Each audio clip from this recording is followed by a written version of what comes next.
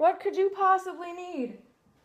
At this exact moment in which I want to film, what could you possibly need? You're not hungry. That's a bold-faced lie, and you know it. Could you hush maybe for like 4 minutes?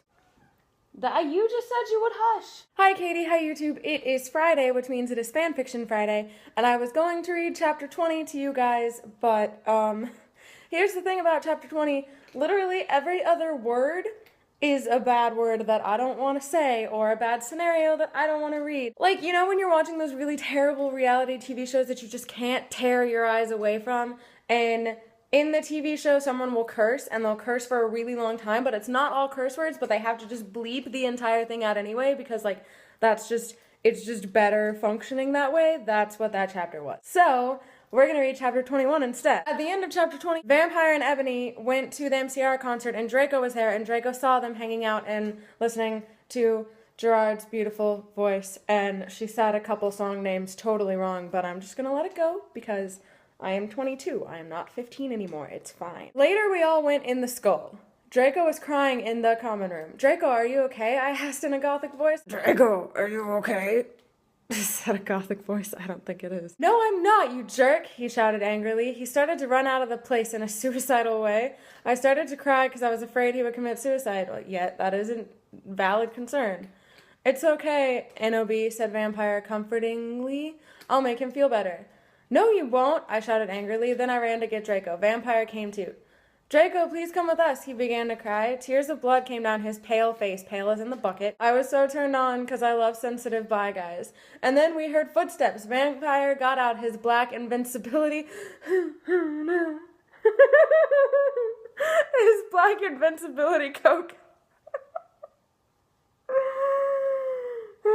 We both got under it. We saw the janitor, Mr. Norris, there, shouting angrily with the flashlight in his hands. Oh no. Oh no.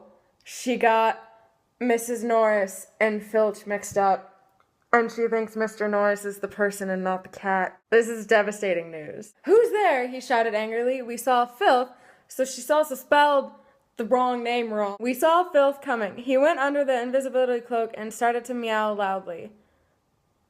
This is really confusing now. Is anyone there? Yelled Mr. Norris.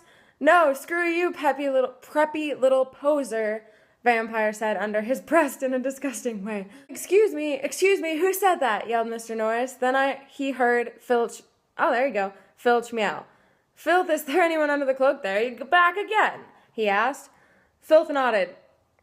Because cats nod. Honey, do you nod? You just sigh. Because your life is terrible, isn't it? It's just so difficult to be a cat. And then Vampire Frenched me. He did it just as Mr. Norris was taking off the cloak. What the? He yelled, but it was too late because now we were ruining away from him. And then we saw Draco crying and busting into tears. No. Draco, I cried, are you okay? I guess, though. Oh. Oh, that's just a really bad mistake. Draco wept. We went back to our coffins, Frenching each other. Draco and I decided to watch Lake Placid. See, isn't that depressing?